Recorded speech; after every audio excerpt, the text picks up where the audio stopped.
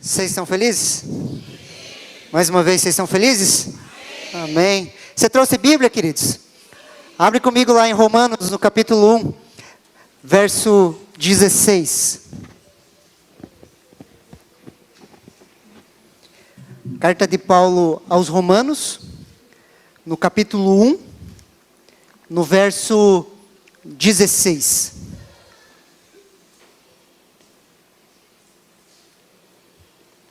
A palavra de Deus, ela fala assim, porque não me envergonho do evangelho de Cristo, pois é poder de Deus para a salvação de todo aquele que crê, primeiro do judeu e também do grego. Não me envergonho do evangelho de Cristo. Por quê? Porque ele é poder para salvação. Nós vimos aqui as pessoas confessando a Jesus como seu único e suficiente Salvador. Esse é o poder da salvação do Evangelho de Jesus Cristo. Trazer pessoas, mudar histórias, converter vidas. O Evangelho de Jesus, queridos, ele traz salvação a todo aquele que crê.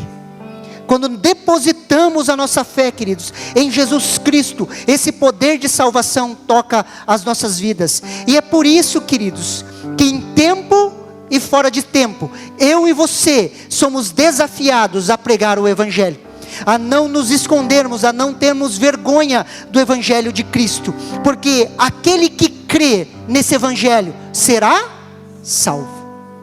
Esse é o poder do Evangelho, queridos. E Paulo, o apóstolo Paulo, ele foca no Evangelho. Quando ele escreve a carta aos Romanos, queridos, Paulo não foca na necessidade dos romanos. Ele não foca na necessidade daquela igreja. Ele foca no Evangelho. Por quê? Porque o Evangelho é a resposta. Preste atenção aqui em mim. O Evangelho de Jesus Cristo é a resposta para a sociedade. O Evangelho de Jesus Cristo é a resposta para a pessoa que está lá fora. Muitas vezes, queridos, nós colocamos paliativos. E uma vez eu estava em uma aula de filosofia na faculdade de educação física. E o professor de filosofia explicando o homem moderno, o homem pós-moderno, a expectativa do homem moderno na tecnologia e na ciência, que traria respostas para ele. Essas respostas não vieram, só nos levaram a 2 guerras mundiais. Frustra esse homem moderno, nós entramos na pós-modernidade e nós vamos caminhando e o homem cada vez mais vai se perdendo.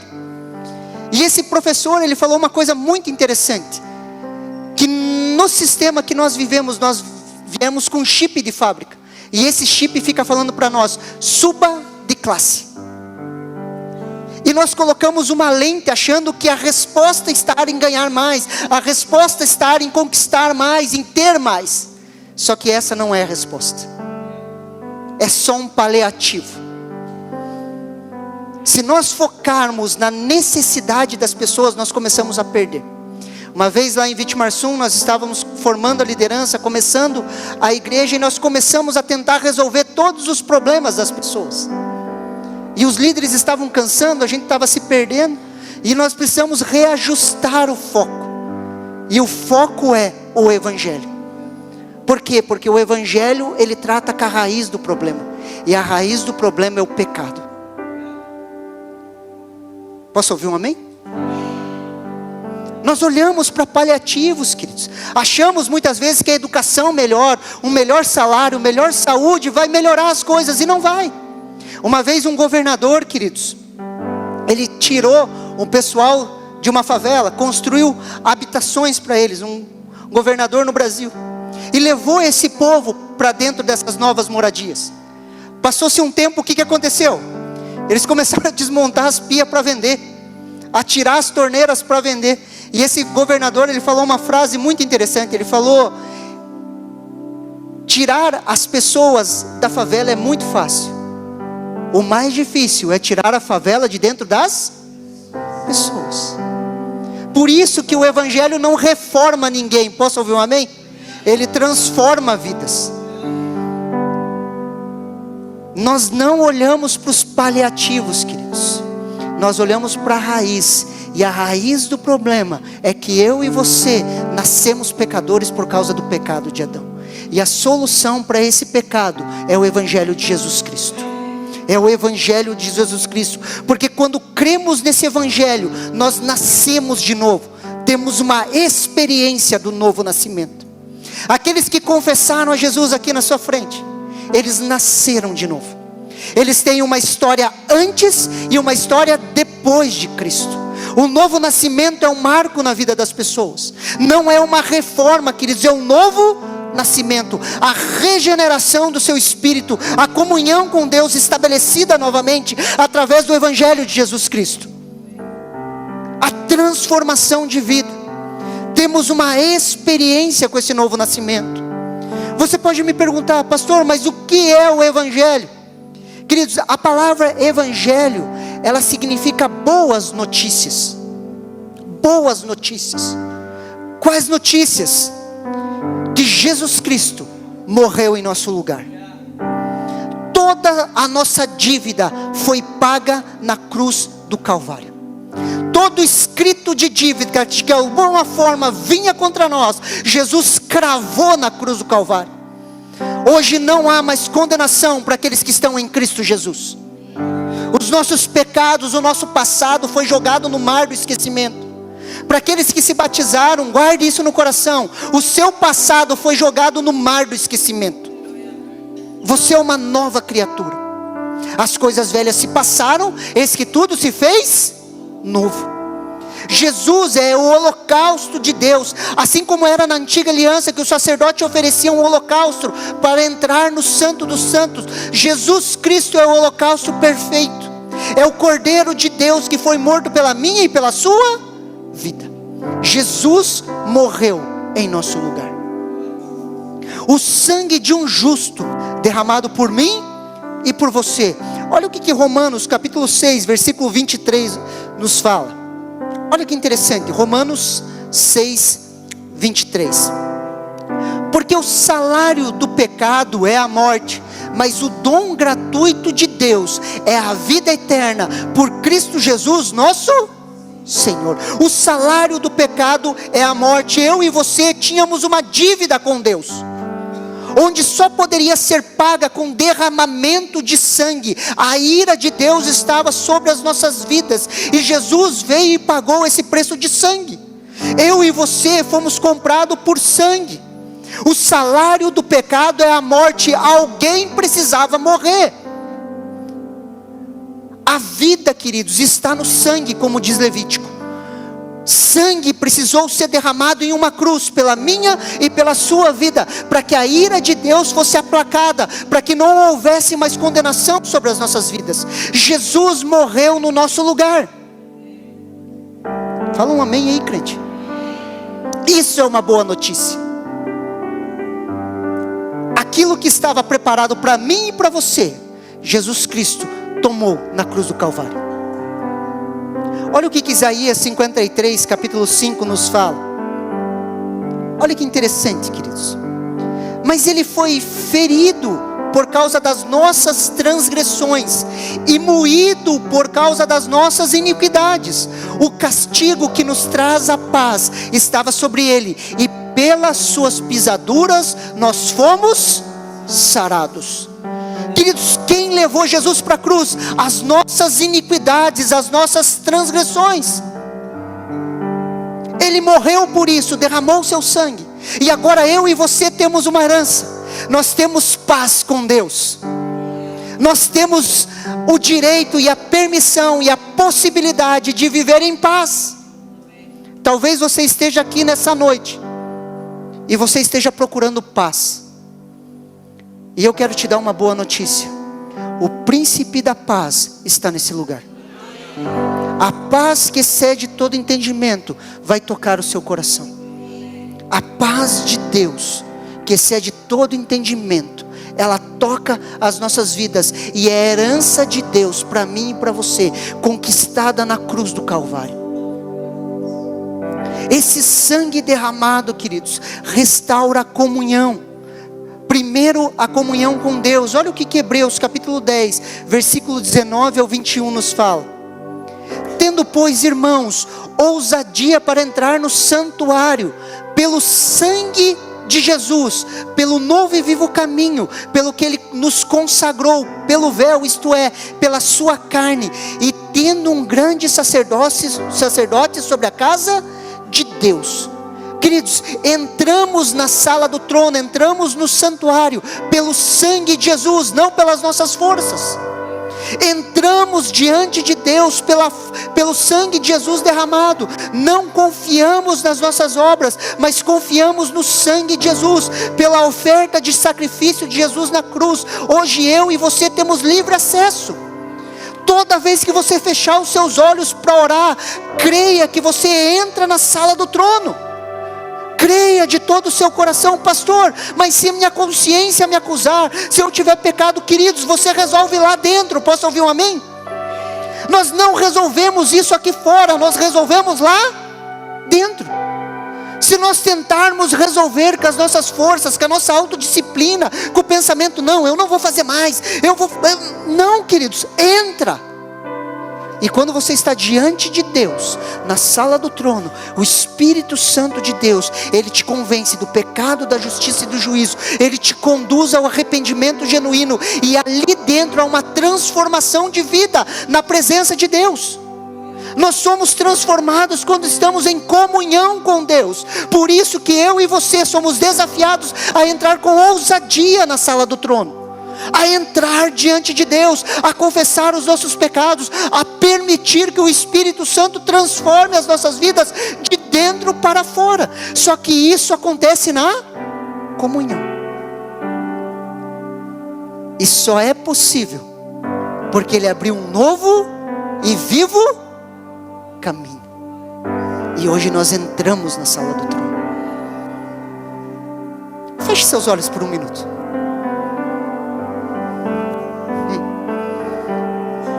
Perceba a presença de Deus te envolvendo nesse momento. Nós estamos diante da sala do trono, queridos. Nesse lugar a cura, a restauração. Nesse lugar a paz. Perceba que nenhuma preocupação invade o seu coração, porque você está envolvido com a presença de Deus. Perceba o Espírito Santo tocando o seu coração. Perceba a paz de Deus, que excede todo entendimento. Esse é o poder da comunhão com o seu Pai Celestial. É para isso que você foi criado. Ele restaura a comunhão. Amém? Consegue perceber, sim ou não? É essa paz, queridos. Essa paz é restaurada com os homens. Olha o que 1 João capítulo 1 versículo 7 nos fala. Mas se andamos na luz, como Ele na luz está, temos comunhão uns com os outros. E o sangue de Jesus Cristo, seu Filho, nos purifica de todo o pecado. Queridos, a possibilidade de andarmos na luz, de termos comunhão com os nossos irmãos, onde o sangue de Jesus nos purifica de todos os pecados.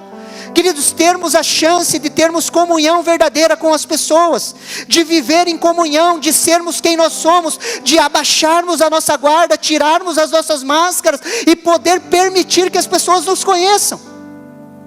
É essa comunhão que eu e você somos chamados. A possibilidade de vivermos uma vida em família, em comunidade, em comunhão. Estava falando no encontro dos homens aqui. Quando eu olho para um homem na porta de um bar, queridos, eu entendo uma coisa, que ele está em busca de comunhão. Consegue me entender? Mesmo inconsciente, ele está em busca de comunhão, de um lugar para ser aceito. Quando nós estamos aqui, queridos, o sangue de Jesus nos purifica e nós podemos ter comunhão uns com os outros, e comunhão verdadeira. O Evangelho, queridos, nos fala da ressurreição. Jesus Cristo ressuscitou. Posso ouvir um amém? Ele ressuscitou, queridos, Ele venceu a morte, e isso faz parte das boas notícias. A morte vence a vida, a ressurreição vence a morte, e Jesus venceu a morte. venceu a morte. Ele morreu por nós, mas Ele não só morreu, mas Ele ressuscitou, trazendo a vitória e a autoridade para a igreja. Jesus está vivo. Ele está vivo, queridos, no nosso meio. Essa é a nossa esperança. Se Ele ressuscitou, eu e você vamos ressuscitar também. Se Ele ressuscitou, nós vamos ressuscitar também. Olha o que 1 Coríntios capítulo 15, versículo do 13 ao 14 nos fala. E se não há ressurreição dos mortos, também Cristo não ressuscitou. E se Cristo não ressuscitou, logo é vã a nossa pregação, e também é vã a nossa fé. No contexto, Paulo estava discutindo a respeito da ressurreição dos mortos. Uns não acreditavam, outros acreditavam. Mas se não crermos que Jesus ressuscitou, vã é a nossa fé. Mas pelo contrário, se cremos que Ele ressuscitou, cremos também que eu e você vamos ressuscitar. Nós vamos semear um corpo corruptível e nós vamos colher um corpo incorruptível. Você vai semear essa tua carcassinha que está ficando feia? Não diga isso. Tem uns que melhoram com o tempo. Mas enfim, vendo as fotos lá atrás, a gente vê que uns melhoram com o tempo. Mas nós vamos semear o nosso corpo corruptível e nós vamos colher um corpo incorruptível. Nós vamos colher um novo corpo, livre do pecado, livre da morte, livre da doença. Naquele lugar não haverá mais choro, não haverá mais pranto. Nós seremos plenamente curados. Essa é a nossa esperança. Se Ele morreu e ressuscitou, eu e você podemos enfrentar a morte, porque nós vamos ressuscitar. No Evangelho, queridos, eu e você não temos mais medo da morte, ou temos a possibilidade de não ter medo da morte. O medo da morte atemoriza o ser humano. Hoje temos certeza da nossa salvação. Posso ouvir um amém? Nós temos certeza da nossa salvação. E se você não tem certeza da sua salvação, hoje você vai sair daqui com a certeza da salvação. A certeza que Cristo Jesus morreu em seu lugar. A certeza do novo nascimento. Não precisamos andar atormentados. Olha o que João capítulo 11, versículo 25 ao 26 nos fala. Então Jesus declarou: eu sou a ressurreição e a vida. Quem crer em mim, ainda que morra, viverá. E todo que vive e crê em mim não morrerá eternamente. Você crê nisso? Queridos, muitas vezes nós usamos esse versículo em velório, queridos, mas esse versículo deveria fazer parte do nosso dia a dia. Deveria fazer parte do nosso cotidiano. Por quê? Porque Jesus venceu a morte. Se Ele ressuscitou, um dia a última trombeta vai tocar. Os mortos ressuscitarão. E aqueles que estiverem vivos em Cristo Jesus serão transformados. Essa é a nossa esperança, esse é o Evangelho.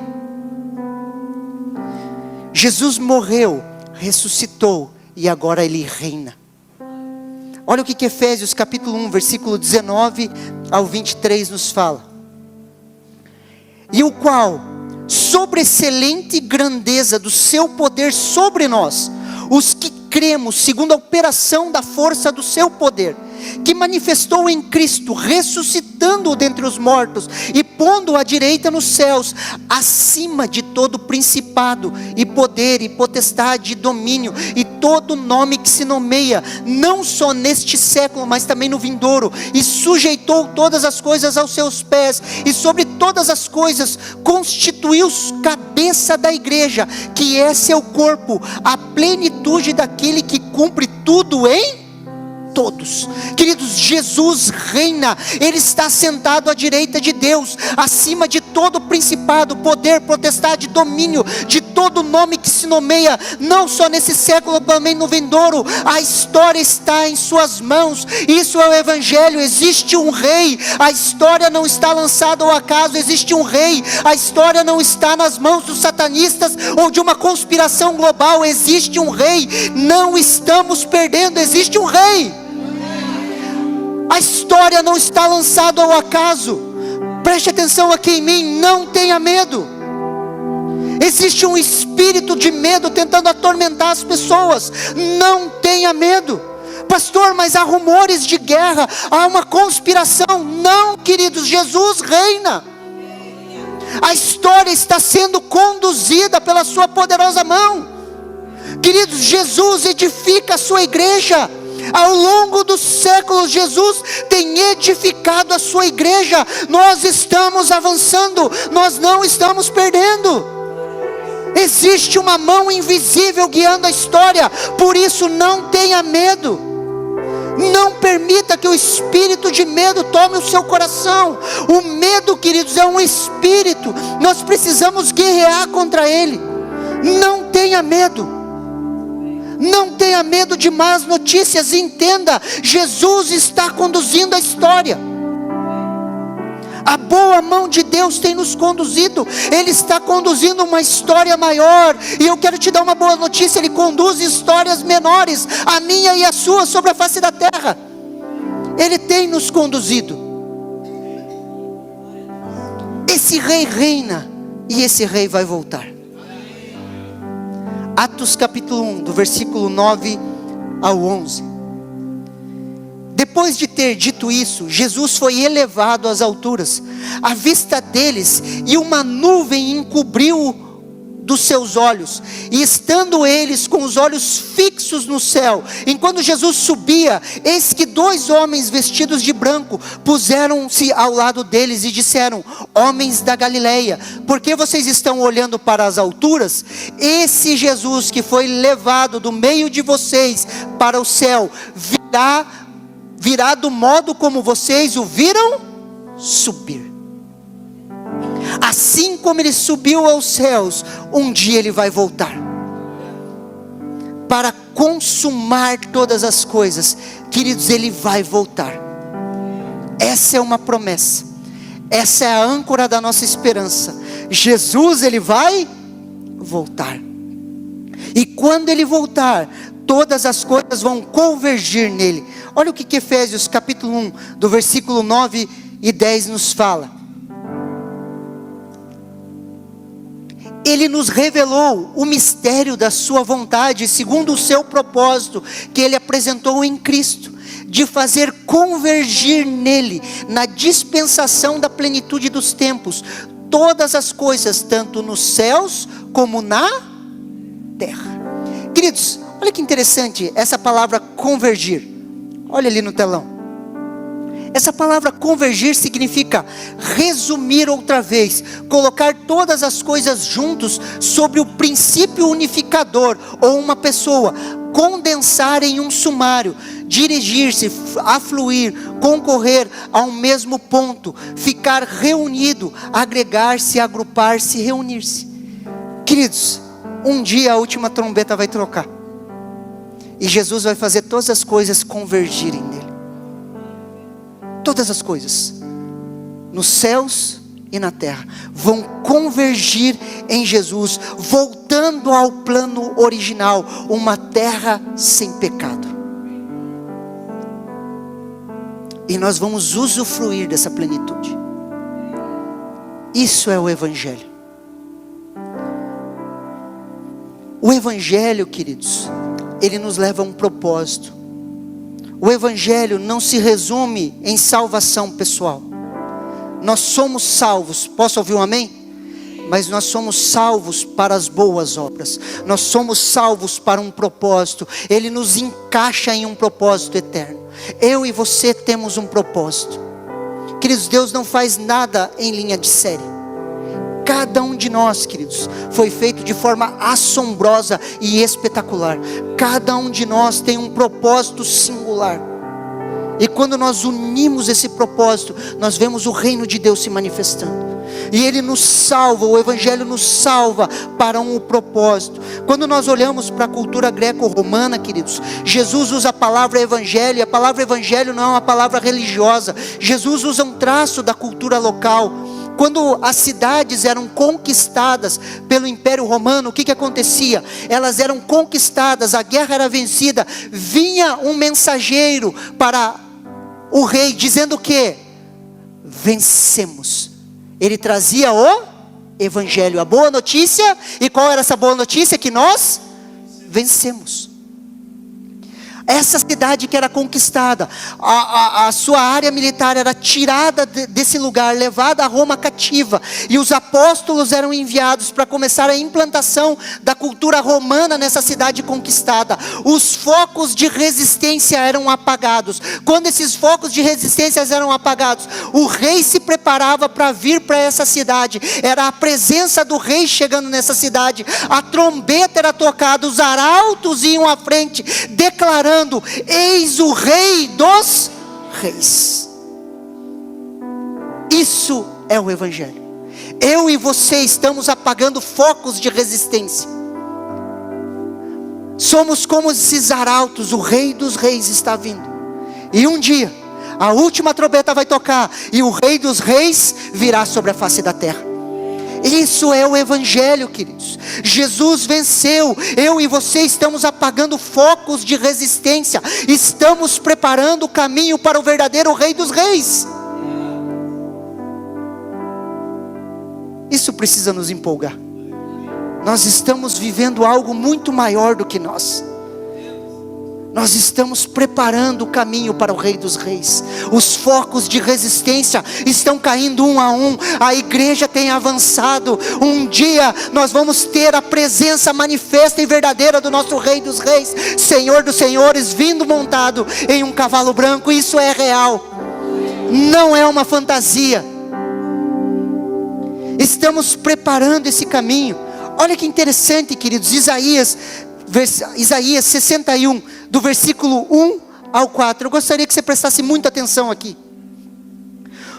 Olha o que a palavra de Deus nos fala: o Espírito do Senhor Deus está sobre mim, porque o Senhor me ungiu para pregar as boas novas aos quebrantados, enviou-me a curar os quebrantados de coração, a proclamar libertação aos cativos, e pôr em liberdade os algemados, a apregoar o ano aceitável do Senhor, o dia da vingança do nosso Deus, a consolar todos os que choram, e pôr sobre os que em Sião estão em luto uma coroa em vez de cinzas, óleo de alegria em vez de pranto, vestes de louvor em vez de espírito angustiado, a fim de que se chamem carvalhos de justiça, plantados pelo Senhor para a sua glória. Edificarão os lugares antigamente assolados, restaurarão os de antes destruídos, e renovarão as cidades arruinadas, destruídas de geração em geração. Quando Jesus inicia o seu ministério em Lucas, no capítulo 4, versículo 16, ele vai até uma sinagoga em Nazaré, queridos, e ele lê esse texto. Ele abre o rolo e ele lê esse texto, mas ele para na metade do versículo 2. Jesus vai até o ano aceitável do Senhor, e ele para. Ele se senta, ele olha para as pessoas que estão ao seu redor, e ele fala: hoje vocês veem essa palavra se cumprindo. E aquela palavra se cumpre naquele dia. Ela se cumpre. Mas o texto continua, queridos. Isaías 61, do 2b ao 3. Jesus para, mas o texto continua. E o dia da vingança do nosso Deus, a consolar todos os que choram, e pôr sobre os que em Sião estão de luto uma coroa em vez de cinzas, óleo de alegria em vez de pranto, vestes de louvor em vez de espírito angustiado, a fim de se chamarem carvalho de justiça, plantados pelo Senhor para a sua glória. Presta atenção aqui: uma coroa em vez de cinzas, vestes de louvor em vez de espírito angustiado. Queridos, isso se cumpre hoje nas nossas vidas. Quando nós nascemos de novo, você acompanha uma pessoa que nasceu de novo, a primeira coisa que ela faz é começar a ouvir louvores em casa, sim ou não? Por quê? Porque ele troca um espírito angustiado por uma veste de louvor, e a pessoa começa a ser ministrado pelos louvores, sim ou não? Você já percebeu isso? Porque há essa troca.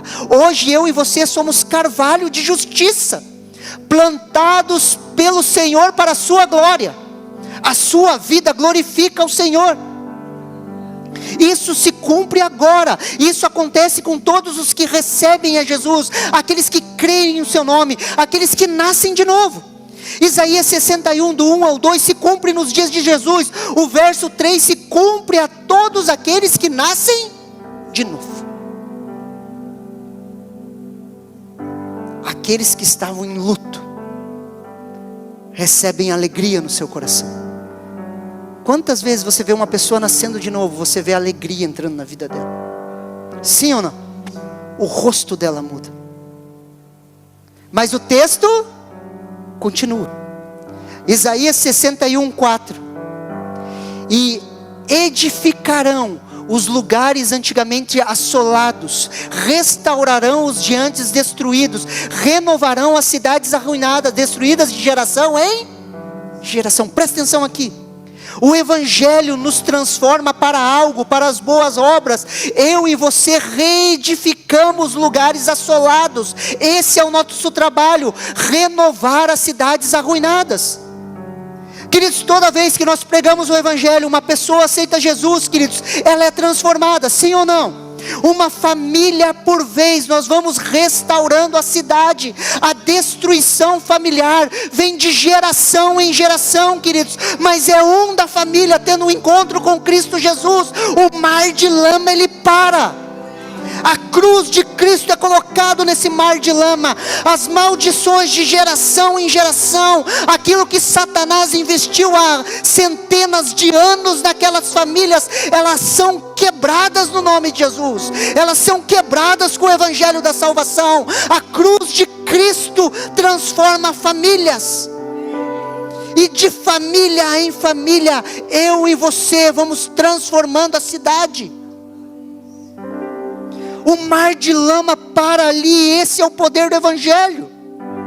A grande discussão com esse texto, que as pessoas insistem em discutir, mas pastor, isso não é para a segunda vida, quando Jesus voltar, queridos.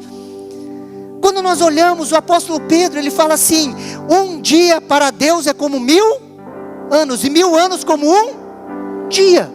E ele fala, vocês não podem se esquecer disso. Da cruz de Jesus até nós, 2000 anos, 2 dias. O que são 2 dias para a eternidade, queridos?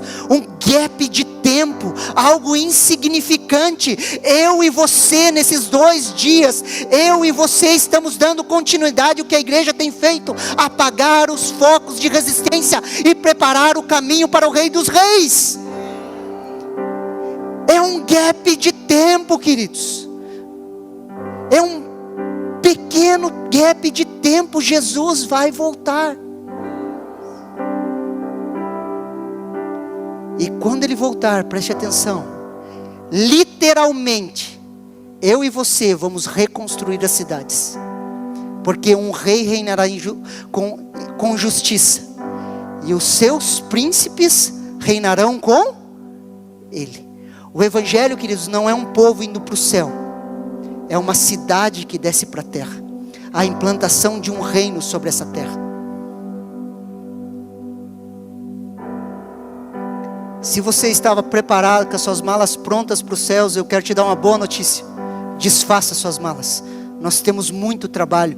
O ministério da reconciliação está sobre os nossos ombros. Nós estamos reconciliando essa terra com o seu Criador. Você achou que ia ficar no céu tocando harpinha, né? Assim, bem gnóstico assim. Não, queridos. Jesus ressuscitou com um corpo, e nós vamos ressuscitar com um corpo, e nós vamos reinar sobre essa terra, novos céus e nova terra. Por isso, queridos, devemos olhar para Ele. Hebreus capítulo 12, do versículo 1 ao 2, fala assim: portanto também nós, visto que temos rodeado tão grande nuvem de testemunhas, livremos de todo o peso e do pecado que tão firmemente se apega a nós, e corramos com perseverança a carreira que nos foi proposta, olhando firmemente para o autor e consumador da nossa fé, Jesus, o qual em troca da alegria que estava proposta, suportou a cruz, sem se importar com a vergonha, e agora está sentado à direita do trono de Deus. Queridos, eu e você estamos cercados de grande nuvem de testemunhas.